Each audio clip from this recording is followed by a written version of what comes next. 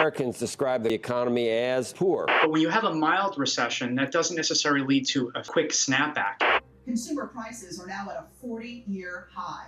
The ongoing global health crisis continues to disrupt. In times like these, panic, fear, stress are just a few words to describe the emotional state of society. I was determined to find a way to make the impacts of inflation, a market crash, or a recession have no impact on my life. Here's exactly what I did. One of the things that I had to come to realize is that history repeats itself. And when things are going good, they're going great. But the economy will always endure hardships, and that's been proven over time. According to this article, the US alone has endured 19 noteworthy recessions dating back to the 1700s. And the most notable of those being the Great Depression, Y2K, the housing market crash, the pandemic, and now what's looming before us today. And another interesting thing that I came to discover is the severe lack of financial education that's made public to society. Conversely, we're marketed to on a daily basis about different debt products like credit cards and various types of loans. So you combine that lack of financial knowledge with the constant temptation to leverage debt, and you create a recipe for chaos, which has led to the average American holding what's been recorded as nearly $100,000 in consumer debt. Now, I don't say any of this judgmentally because I was in the exact same boat. Back in 2015, every single credit card that I owned was maxed out and my bank account had hit $0, as in like zero. And I'd reached a level of stress in my life to the point where I absolutely had to do something about it. So having no financial education, I decided just to start paying off one of my credit cards. And that led me to what became my wake-up call to start this journey to becoming recession-proof. Now, I had never looked in detail at this credit card account, but it had a relatively low credit limit, and I had been making automatic payments on this account for years. So I thought I'd be able to just throw a few $100s at it just to pay it off really quickly and get it out the way. But when I looked into it, my balance was still nearly maxed out. The interest rate was so high on the amount that I borrowed that most of that automatic payment that I thought was paying down the balance was going just directly to the bank.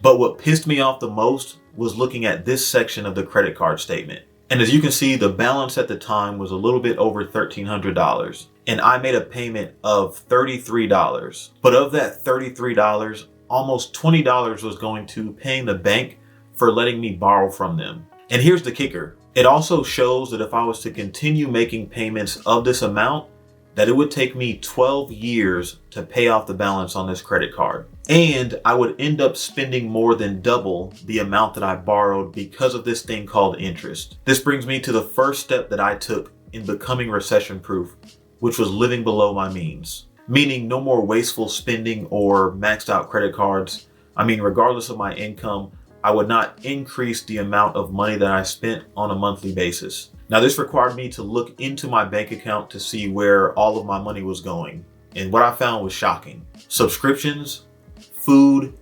entertainment were just a few of the categories where I was literally throwing money down the drain. I mean, there was even one month where I spent over $1,000 in eating out alone.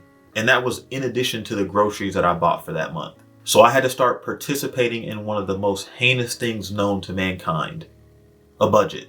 Now, I'm not going to lie to you, this was an absolutely brutal experience, but cutting out all of the wasteful spending was essentially giving myself a raise because I was retaining more of my paycheck. The next step that I took on becoming recession proof, now that I was able to save more money, I began paying off some of my debts. Once I realized that I would never get ahead in my financial journey by owing other people money, I started to make some changes. Now, going back to that credit card that I showed you earlier and the amount of money that I was giving to the bank for letting me borrow from them, imagine that same concept compounded over several credit cards, car loans, student loans, and mortgages, where the outstanding balance could be in the hundreds of thousands or even the millions. And to take it even further, imagine being saddled with all of that in a time of recession, heightened inflation, market downturn, and increased unemployment. That could be absolutely crippling.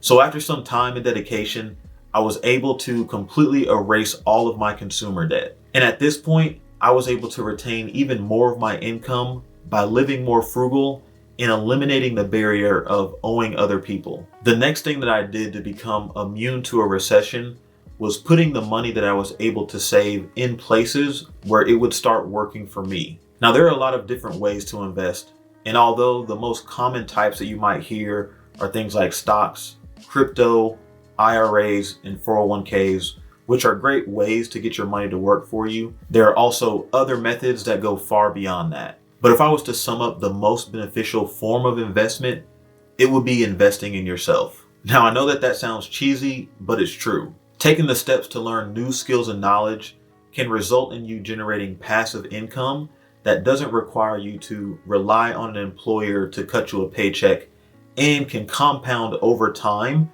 without you putting any effort in. These are a few of the skills that I've learned recently, and as a result, I've made over $4,500 in the past 60 days without actively working for any of it. And if you'd like to learn more about passive forms of income, go ahead and follow the channel by hitting the like button and subscribing. But the one thing that I invested in to make me fully recession proof was my house. I was able to pay off my mortgage, which allows me to retain almost all of my income. So regardless of any market crash, inflation, unemployment rise, it doesn't affect me, which has really made it to the point where the impacts of a recession are nothing more than an inconvenience. Now, from my experience, I do have a few tips if you do want to take control of your destiny. And the first and absolute most important tip is you have to have a clearly defined why or motivator for doing so. Now, whether that's because you're just sick and tired of being sick and tired, or you want to pass something down to your children someday,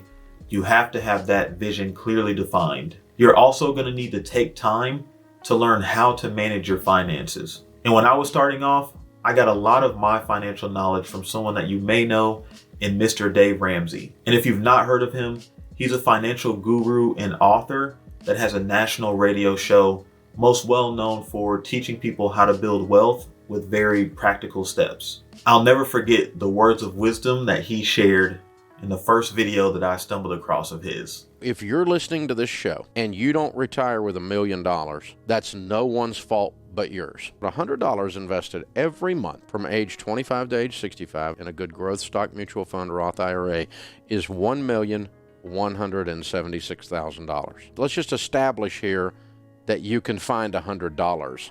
Latte breath. That boy, wow. He has a best-selling book that's called The Total Money Makeover that's available for digital download on Audible. And if you're interested in checking that out, you can get it absolutely for free using my link in the description below. Now, to be able to pay off your house and become truly recession-proof, it's a massive feat that doesn't happen overnight. Or can it? Well, I was able to triple my income by doing this one thing, which allowed me to buy a house and pay it off within 6 months. So to see exactly what I did, go ahead and click into this video next, and I'll see you over there.